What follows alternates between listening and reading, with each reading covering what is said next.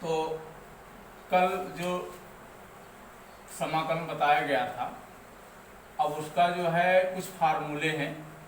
अब जैसे मान लेते हैं जिसका डेरिवेटिव है, derivative D Y D X X पर power n plus one upon X n plus one equal x पर power n plus C.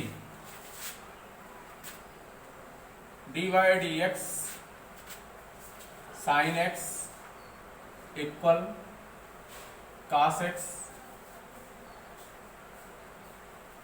D Y D X cos X minus sine X, D Y D X tan X equal to sec square x, D Y D X minus cosec X equal cosec X into cot X, D Y D X sec X equal sec x into tan x, D Y D X minus cot inverse X equal one upon one plus x square, D Y D X tan inverse X equal one upon one plus x square, D Y D X sine inverse X equal one upon under root one minus x square, D Y D X cos inverse X equal minus one upon under root one minus x square, D Y D x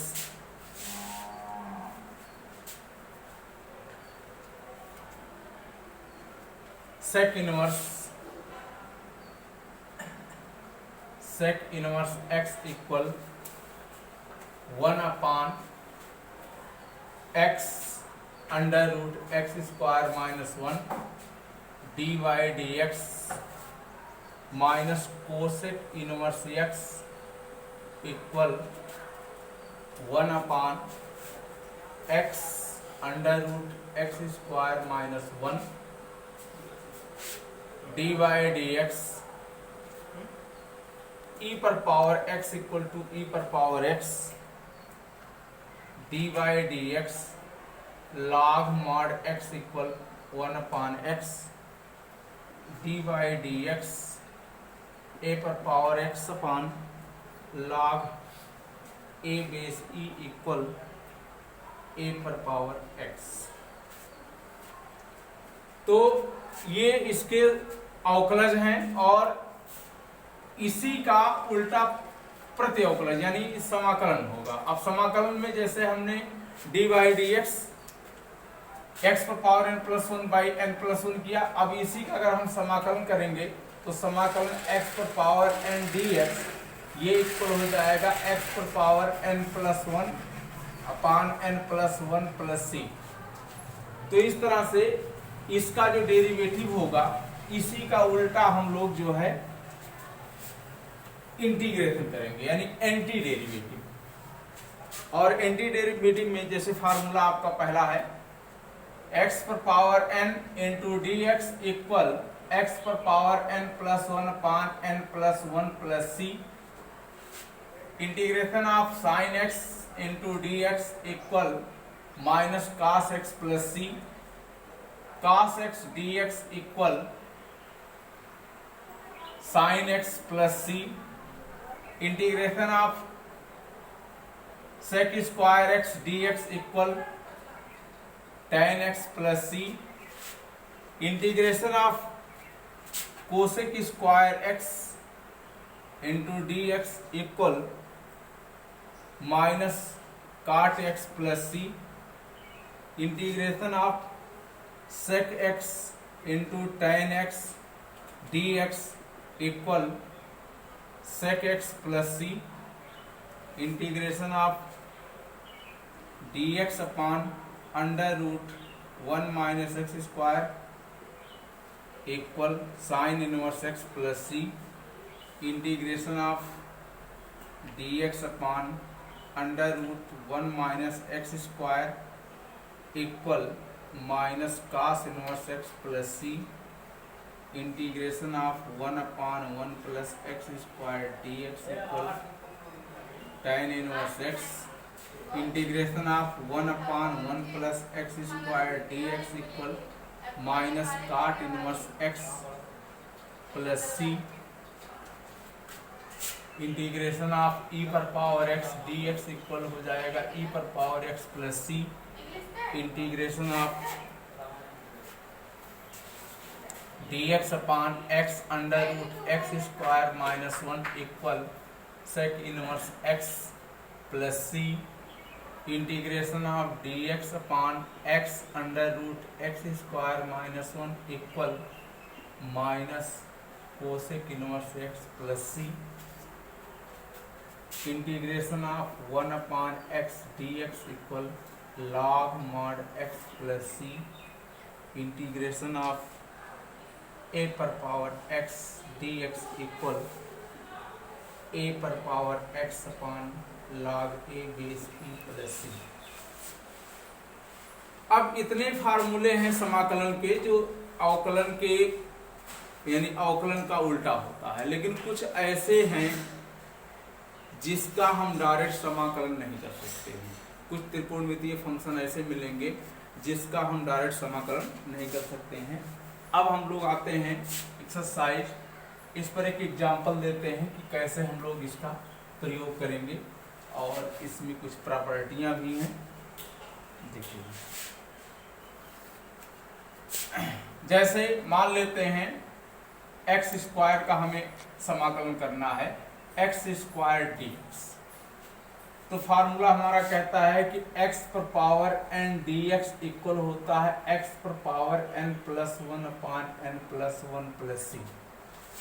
यहाँ पर n equal कितना है 2 है, तो ये आपका हो जाएगा x पर पावर 2 प्लस 1 अपान 2 प्लस 1 प्लस सी या x क्यूब अपान 3 प्लस सी।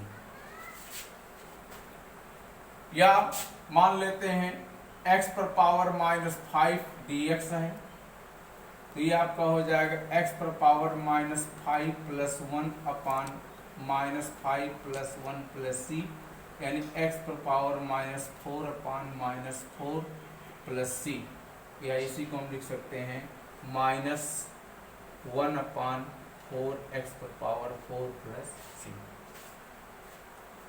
तो सबसे पहले हम जो भी क्वेश्चन दिया रहेगा उस क्वेश्चन को सबसे पहले हम अपने फार्मूले के रूप में लाएंगे और फार्मूले के रूप में लाने के बाद में फिर हम फार्मूले का प्रयोग करेंगे, चाहे वो ट्रिग्नोमेट्री फॉर्म में हो, चाहे वो अलजेब्रिक फंक्शन में हो, या एक्सपोनेंशियल फंक्शन में हो, या ट्रिग्नोमेट्री फंक्शन में हो। अब कुछ बेसिक प्रॉपर्टी है इसकी।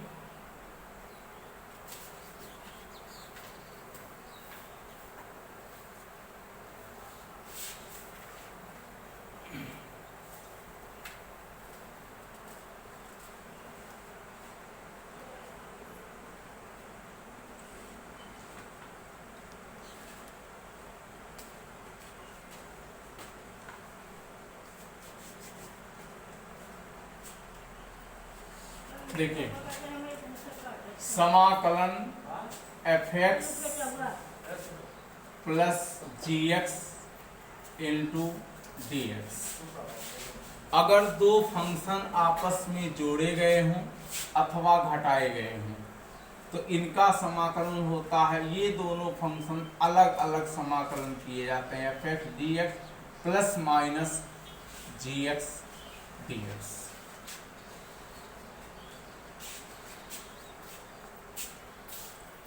या दो से अधिक भी हो सकते हैं, जैसे मान लेते हैं आपका दिया गया है समाकलन f(x1) plus f(x2) plus f(x3) plus dot dot plus f(xn) into dx दिया गया है, तो ये सभी फंक्शन अलग अलग हो जाते हैं, यानी f(x1) dx प्लस समाकलन f(x2) dx प्लस समाकलन f(x)(3) plus dot dot plus समाकलन f(x)(n)(dx)।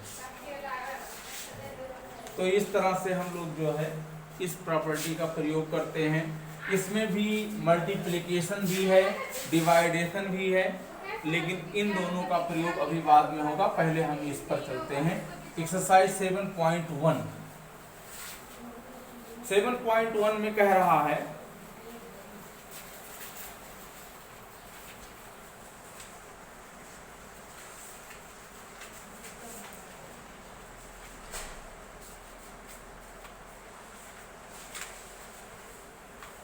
an antiderivative of the following function by the method of inspection। Inspection का मतलब ये होता है कि हमें निरीक्षण विधि द्वारा यानी बिना समाकलन का प्रयोग किए ही हमें एक फंक्शन को जो है एंटी डेरिवेटिव प्राप्त करना है। यानी कहने का मतलब यह है कि जैसे दिया गया है आपका sin 2x, अब आपको ये बताना है कि ये जो sin 2x है ये किस फंक्शन का अवकलन है, ये किस फंक्शन का अवकलन है। तो ये आपको सोचना है कि साइन जो है वो किसका अवकलन होता है, यानी किसका डेरिवेटिव होता है। तो यहां पर हम जानते हैं वी नो दैट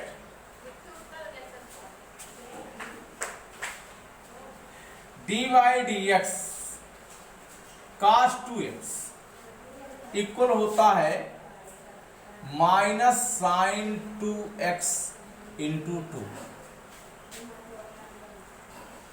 को हम इधर ले आते हैं तो हो जाएगा dy dx minus cos 2x अपान 2 इक्वल हो गया किसका sin 2x।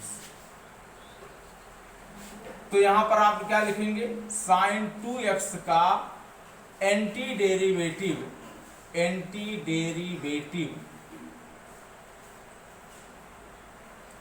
क्या है cos 2x/2। यानी साइन हमें ये प्राप्त करना है कि जो sin 2x फंक्शन दिया गया है ये किस फलन का एंटी डेरिवेटिव है, यानी किस फलन का ये अवकलन था। तो sin 2x का अब आप जानते हैं कि cos 2x का अवकलन क्या होता है, sin 2x होता है। तो sin 2x इंटू 2 इसको हम इधर ले आते हैं तो ये आपका हो जाएगा dy dx minus cos 2x/2 equal to sin 2x। यानी sin 2x का एंटी डेरिवेटिव क्या हो गया cos 2x/2। ये आपका 7.1 का पहला क्वेश्चन है। दूसरा क्वेश्चन कह रहा है cos 3x। तो cos 3x में देखिए we know that dy dx sin 3x equal होता है cos 3x इंटू 3। यानी हम जानते हैं कि साइन का अवकलन क्या होता है cos होता है। तो sin 3x का अवकलन cos 3x और dy dx sin 3x अपान 3 इक्वल हो गया किसके cos 3x। तो यहां आप लिखेंगे कि cos 3x का एंटी डेरिवेटिव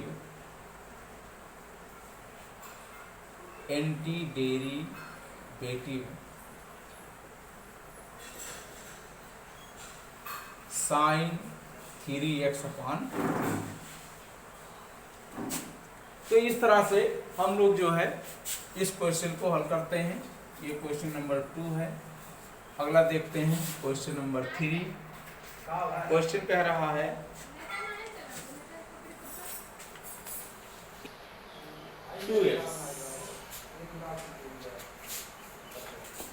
e पर पावर 2x, यानी e पर पावर 2x का हमें क्या करना है इंटीग्रेशन करना है, यानी एंटी डेरिवेटिव करना है।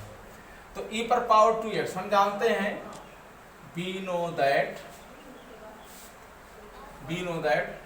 dy dx e पर पावर 2x इक्वल हो जाएगा e पर पावर 2x इंटू 2।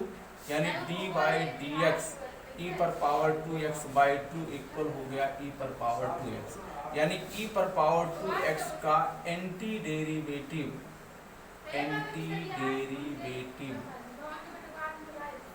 e पर पावर 2x बाई 2। तो इस तरह से हम लोग जो है बिना समाकलन किए ये बता सकते हैं कि किसी भी फंक्शन का डेरिवेटिव क्या होगा। और इसके बाद अब इसमें इस तरह के और भी क्वेश्चन हैं जिसको आप सॉल्व करेंगे।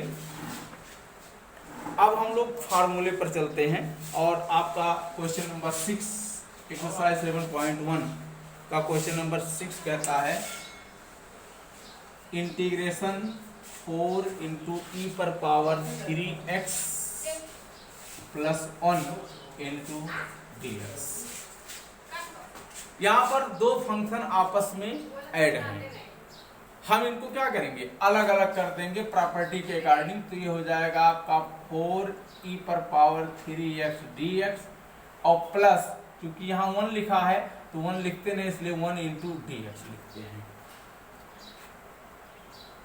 और ये कांस्टेंट टर्म है तो ये बाहर हो जाएगा 4 इंटू ई पर पावर 3x dx और प्लस dx। अब 4 इंटू ई पर पावर 3x का ई पर पावर 3x बाई 3 और प्लस dx का हो जाएगा x प्लस c। ये हो गया आपका 4/3 ई पर पावर 3x प्लस c। ये आपका आंसर है क्वेश्चन नंबर 6। क्वेश्चन नंबर 7 कहता है find the value of x square bracket में 1 minus 1/x square into dx। सबसे पहले हम क्या करेंगे इसका इसमें मल्टीप्लाई कर देते हैं तो ये आपका हो जाएगा x square minus x square upon x square into dx। ये कैंसिल हो गया और ये आ गया आपका x square minus 1 into dx। फिर इसको अलग अलग कर लेते हैं x square dx minus dx। अब x स्क्वायर का हो गया x पर पावर 2 प्लस 1 अपान 2 plus 1 minus x plus c, या इसी को लिखेंगे आप x cube upon 3 minus x plus c।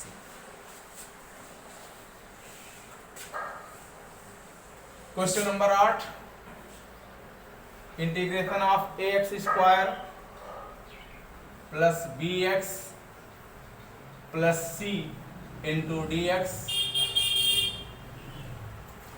ax square dx integration of bx into dx plus integration of dx।